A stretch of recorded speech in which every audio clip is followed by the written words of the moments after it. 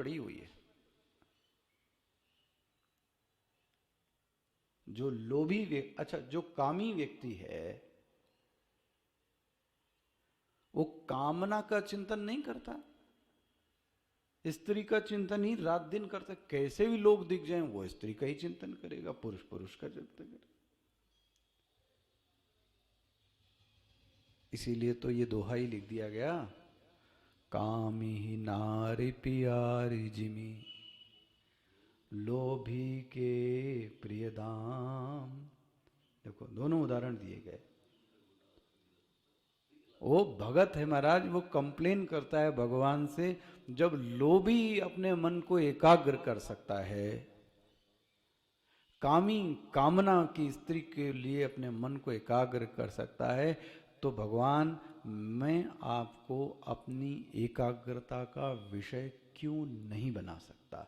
तिमि रघुनाथ निरंतर ओ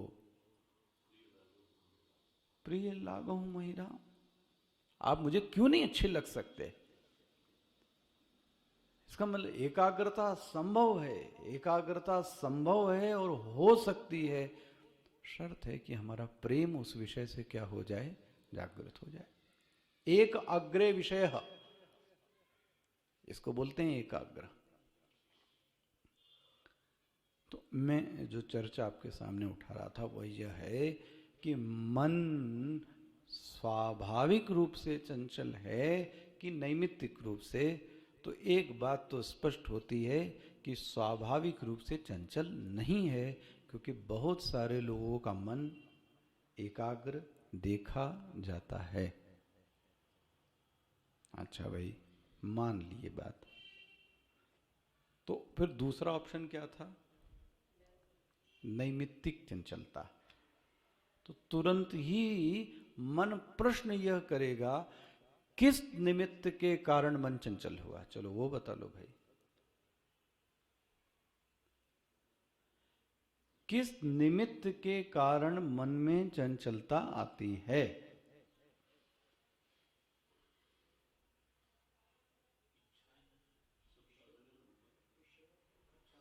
एक बहुत बड़ा कारण है, अभ्यास के कारण चंचलता आती है। मैं उल्टा बोल रहा हूं, सावधानी से। अभ्यास हमारा ऐसा पड़ा हुआ है कि मन चंचल हो जाता है। जैसे कि ये महाराज, अभ्यास की इतनी शक्ति है, आपको क्या बताऊं। अब अभ्यास तो चाहे जिस चीज का डाल लो। यदि गलत बोलने का, स्वामी जी इसको बोलते तो तकिया कलाम, अगर तकिया कलाम बोलने का स्वभाव बन गया है, अभ्यास बन गया है ना, तो आप कैसे भी बात करोगे, आप अपना तकिया कलाम, ये किसके कारण आया अभ्यास के कारण आया ना। कई व्यक्ति बहुत सारी चीजें नोटों को गिन जाता है, नोटों को गिन डालता है, किसके कारण, बैंकर, अभ्यास के कारण। आप देखते होंगे वो पोस्ट ऑफिस में मारता चला जाता है, मारता चला जाता है, ऐसा फेसबुक पे आता है। किसके कारण, 10 मंजिल तक वो बोरी को उठा के ऐसा चला जाता है, किसके कारण, अभ्यास के कारण। आधी समस्या तो हमारी जो पड़ी है वह गलत अभ्यास पड़ा है।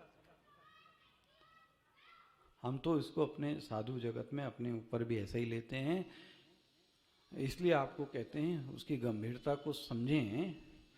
यदि किसी शब्द के बोलने का गलत अभ्यास पड़ गया, किसी शब्द के बोलने का गलत अभ्यास पड़ गया है आपको, तो आप ध्यान रखो, बहुत मुश्किल है वो सुधार हो जाना, क्योंकि वो क्या पड़ गया है, अभ्यास। ये अभ्यास में शक्ति है। देखो क्या नहीं कर सकता अभ्यास, अच्छा तो कर सकता है वो तो ठीक है, बुरा भी हद से ज्यादा कर सकता है अभ्यास, क्योंकि इस व्यक्ति को उसका आवरण, बार बार आवृत्ति का अभ्यास लगा हुआ है। तो जब अभ्यास हो जाता है ना, तो व्यक्ति न चाहते हुए भी, ध्यान न रखते हुए भी वह चीजें कर बैठता है, क्योंकि उस चीज का उसको क्या पड़ गया? अभ्यास। अच्छा देखो, ऐसा कभी कभी लोगों की बात करते हुए मैं सोचता हूं कभी कभी कि लोग क्रोध में गाली दे बैठते हैं, और जब बाद में कहा जाता है कि ये गाली दे कैसे दे बैठे आप, तो आप उनसे पूछना तो वो नहीं देना चाहते थे, लेकिन इसके बावजूद भी वो गाली दे बैठे। कारण क्या है? अभ्यास। अभ्यास। हाँ, मैं इसको अच्छे से जो शब्द लेना चाह रहा हूं, अभ्यास ही कहना चाह रहा हूं, क्योंकि संस्कार का उल्टा नहीं कर पाऊंगा फिर, इसलिए मैं अभ्यास को, इसलिए अभ्यास शब्द ले रहा। और उल्टा भी है, स्वामी जी हमारे कहते थे, इसका उल्टा भी देख लो, क्रोध में न बोलने का अभ्यास पड़ा हुआ है। उल्टा भी तो है भाई, क्रोध में बहुत लोग संयम रख लेते हैं, ये भी उसका अभ्यास पड़ा हुआ है। आप कहते हैं इनको कितना भी इरिटेट कर लीजिए, आप इनसे कुछ, भाई ये क्या कहना, ये जो कूटनीतिज्ञ लोग होते हैं, डिप्लोमेट, आपने देखा होगा इस देश की स्थिति पर, तो कूटनीतिज्ञों के वाक्यों में कभी आवेश नहीं होता। हम हो तो 2 मिनट में लड़ाई करा दें हम लोग तो हर जगह। फिर आखिर इतना टेंस माहौल होने के बाद भी दो देशों के बीच में कूटनीतिज्ञों की भाषा में कभी आवेश नहीं आता। अच्छा, आता भी होगा, चलो मैं ऐसा कहता हूं, तो उनके शब्दों में ये किस चीज के कारण है? अभ्यास। पतन का कारण भी हमें, इसको ऐसा बोल दूं स्वामी जी, कांटे को कांटा निकालता है, जहर को निकालने के लिए उससे तगड़ा जहर दिया जाता है। अभ्यास की निवृत्ति के लिए अभ्यास ही चाहिए, अभ्यास की निवृत्ति के लिए अभ्यास ही चाहिए, उससे तगड़ा अभ्यास चाहिए। इसलिए भगवान बोलते हैं अभ्यासेन। वाह, ये विषय लाना चाहता था मैं। ये चिंतन का क्रम याद रखिएगा। मन की चंचलता स्वाभाविक है या नैमित्तिक? तो उत्तर मिलता है मन की जो चंचलता है वह नैमित्तिक है। प्रश्न मन ये करेगा मनन कि किस निमित्त के कारण मन चंचल हो गया। तो एक उत्तर तो ये आएगा आपके कि गलत अभ्यास के कारण मन चंचल होता है। हमने न जाने कितने वर्षों से इसका अभ्यास डाल रखा है। किस चीज का? गलत अभ्यास का। और देखो अभ्यास क्या है, हम अपने आप को शरीर मानते हैं, ये भी क्या है? अभ्यास ही तो है। कहते कहते कहते कहते कहते मैं जीव वाला हूं, मैं शरीर वाला हूं, और अभ्यास ही पड़ गया। और लोग इसको रिप्लेस भी कर देते हैं पुरुषार्थ से। यही तो साधना है, और क्या है? उस गलत अभ्यास को अच्छे अभ्यास से परिवर्तित करना, इसी का नाम साधना है। और क्या है साधना? गलत अभ्यास को अच्छे अभ्यास से परिवर्तित करना, यही तो हमारी साधना है। भाई साधारणतः साधक बाहर यही प्रश्न करता है कि मन हमारा जप में चंचल है। अरे तो उससे ये प्रश्न करो, जप किया ही क्यों जा रहा है? चंचलता को एकाग्रता में परिवर्तित करने की साधना क्या है? तो इसीलिए तो जप किया जा रहा। अगर एकाग्र होता ही मन, तो फिर जप की आवश्यकता क्या थी भाई? सोचो जरा कभी आप। मन एकाग्र है, जप की कतई आवश्यकता नहीं। मैं आपसे कहूं जपमाली छोड़ दीजिए, तो क्या करें? तो ध्यान कीजिए। एकाग्रता की भूमि यदि पहले से प्राप्त है, तो उस एकाग्रता का निवेश विनिवेश, हाँ, ध्यान में होना चाहिए। चंचलता का जो विनियोग है, चंचलता को जो क्षय करने का तरीका है, वह पूजा और जप है। जब आप एक एक शब्द की बार बार आवृत्ति जप में करते हैं तो धीरे धीरे मन क्या होता है, उस विषय पर वापस आता है। ये स्पष्ट होती है चीज, बनता है ना। इसीलिए ये भी कहीं मुझे याद आ रहा है, स्वामी जी का ही ये चिंतन था, विचारशील व्यक्तियों का ऐसा कहना है कि विचार करने का भी एक तरीका होता है। चलो ऐसा सब समझाते हैं, किसी चीज पर विचार करने का एक तरीका होता है। ये भी सीखिए तो अच्छी बात है। मैं क्या कह रहा हूं, किसी भी विषय पर विचार करने का एक तरीका होता है। ये आधा इधर आधा उधर आधा इधर, यहां जोड़ा वहां जोड़ा, दूसरे वाले को समझ में आ जाता है। इस व्यक्ति में वो लय नहीं है, वो सूक्ष्मता नहीं है। देखो ये शब्द ही कैसे बनता है। विचार जो शब्द है,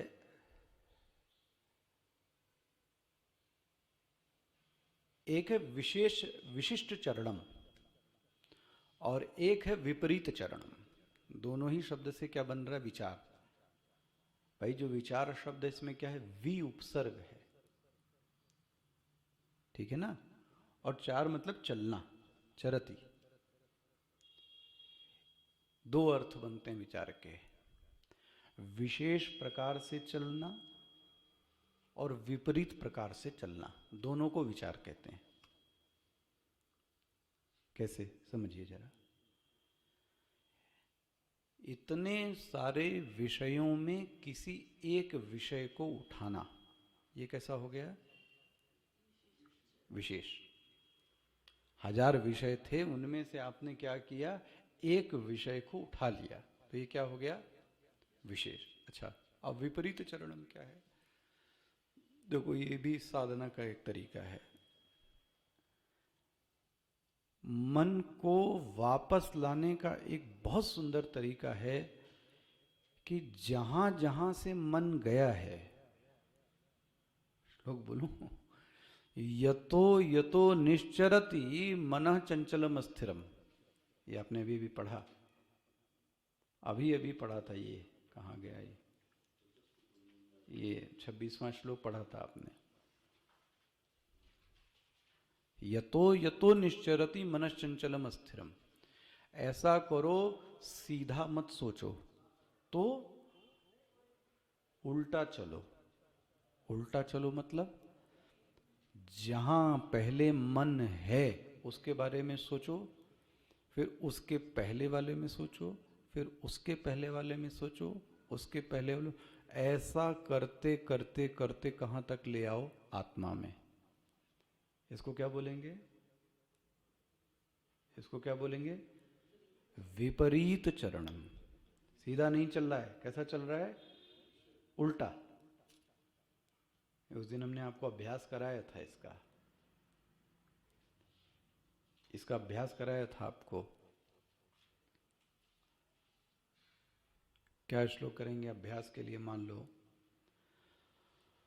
तो ध्यायतो विषयान् पुंसः संगस्तेषुपजायते, संगात् संजायते कामा, कामात् क्रोधो विजायते, क्रोधात् भवति सम्मोहः, सम्मोहात् स्मृतिविभ्रमः, स्मृतिर्भ्रंशात् बुद्धिनाशो, बुद्धिनाशात् प्रणश्यति।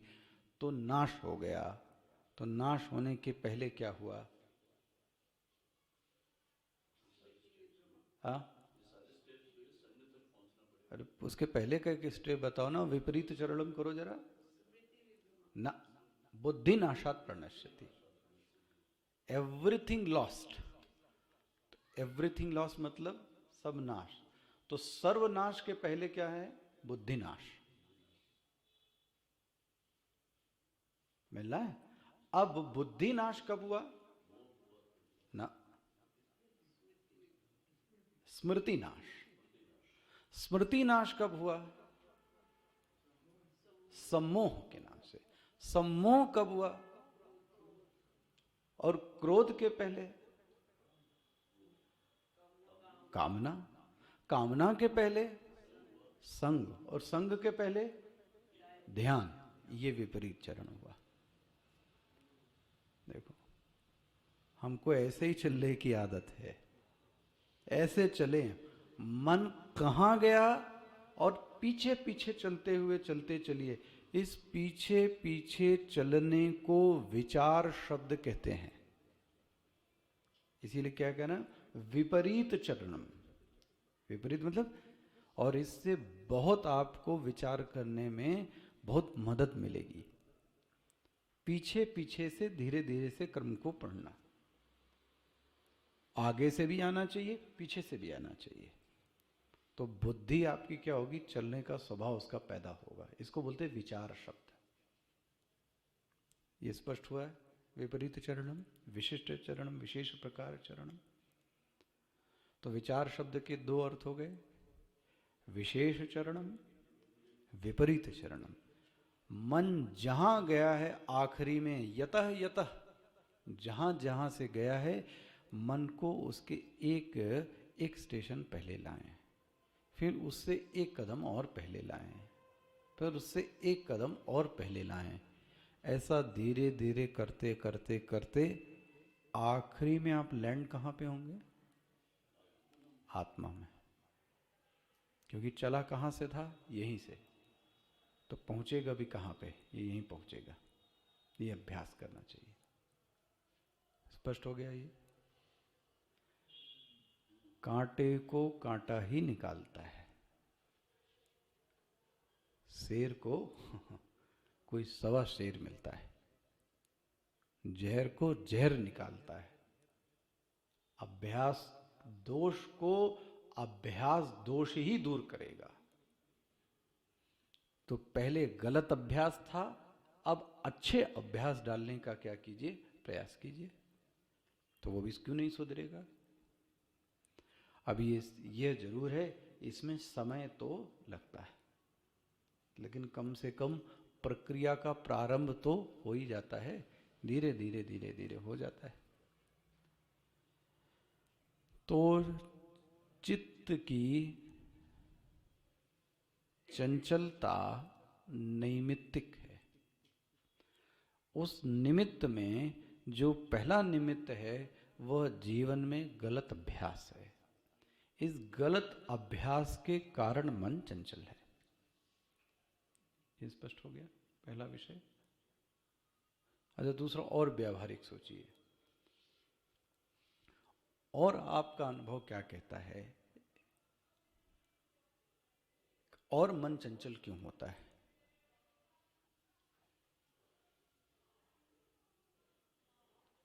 और मन चंचल क्यों होता है, क्या कहेंगे और कारण?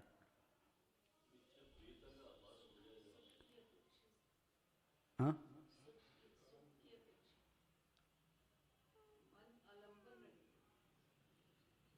नहीं, मेरा प्रश्न समझ रहे, क्यों मन चंचल हो गया? और हम जो सोचना चाहते हैं वह क्यों नहीं सोच पाता? जैसे मैंने एक अभ्यास बताया, गलत अभ्यास। एक और सुन लीजिए। व्यक्ति का राग द्वेष उसको सोचने नहीं देता।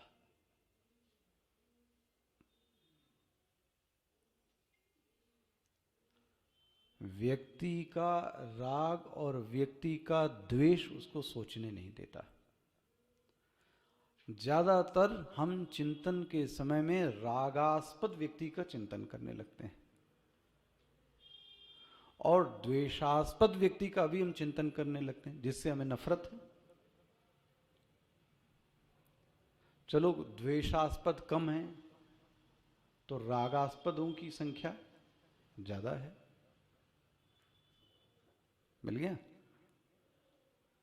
अब आप इसको चलती भाषा में भले प्रेम कहते हैं, लेकिन वेदांत प्रेम और इसमें बड़ा अंतर कहता है, मोह में। जिस चीज से चित्त मोहित है, उस चित्त वह विषय का चिंतन जैसे ही आप अकेले बैठेंगे तो आपको वो आके घेर लेगा। रात को सोते समय तकिया पे कौन से विचार हमको ज्यादा आकर घेरते हैं? अपना अपना सब सोच के देखो आप। कोई धन छीन लेगा क्या? कोई चोर उचक्का आ जाएगा क्या? कोई मार डालेगा क्या? किस चीज के बारे में? और जैसे आप ध्यान में प्रवेश करेंगे तो थोड़ा अपने आप को वॉच कीजिए, कौन सा विषय आपको आया जो क्या करा के चंचल करके चला गया। अपने आप को पता भी लगता है। थोड़ा सा अलर्ट रहें तो आपको ये समझ में आता है कि किस विचार ने मुझको क्या किया, चंचल किया। ध्यान रखिए, ये दावे के साथ कह सकता हूं, वो दो ही विषय होंगे, या तो राग या तो द्वेष। स्पष्ट होता है? इसमें कोई और दो राय? तीसरा और कोई विषय आ सकता है? अच्छा, और सुन लो। मैंने अभी आपसे कहा कि जहर जहर को काटता है, तो राग को और द्वेष को, चलो द्वेष तो छोड़ दें, राग को लें। अच्छा व्यक्ति राग ज्यादा पाल लेता है, राग को काटने का इलाज है उससे बड़ा राग करना। ले, उससे भी बड़ा राग किसी से और किया जाए। महाराज ऐसा कुछ होता है क्या? बोले हाँ है। अब रागास्पद विषय व्यक्ति को न बनाकर ईश्वर को बना दो। ले, राग ही करना है ना आपको, प्रेम, तो प्रेमास्पद विषय ईश्वर को बना दिया जाए। तो अब हम कहां कह रहे हैं कि राग को मत हटाओ, लेकिन राग का जो विषय होना चाहिए वो कौन हो जाए। और नफरत भी करनी हो तो महाराज खुली छूट है, भगवान से करो। आप जो लड़ाई झगड़ा करना हो आप उससे करो, वो लड़ाई झगड़े में कभी हिंसा नहीं करेगा। द्वेष भी करना है तो फिर द्रौपदी की तरह भगवान से झगड़ा करो, तो उसमें भी भला ही होगा, उसमें भला ही होगा। इसीलिए क्या कहा गया, सबकर ममता ताग बटोरी, मम पद मन ही बांधी बरजोरी। ये क्या बोला गया?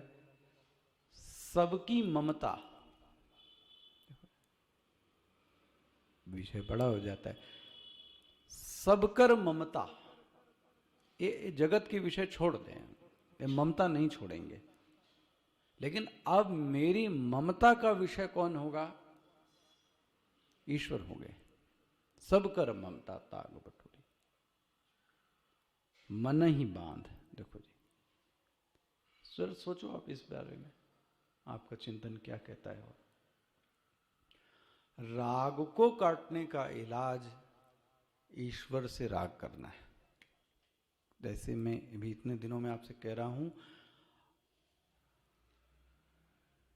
संग को काटने का इलाज भी संग ही है। तो गुरु से और ईश्वर दोनों से क्या किया जाए? ये दोनों का संग आपको असंग बना देगा। सत्संगत्वे निसंगत्वम, मिल गया। सत्संग व्यक्ति को असंग बनाता है। ये सत्संग का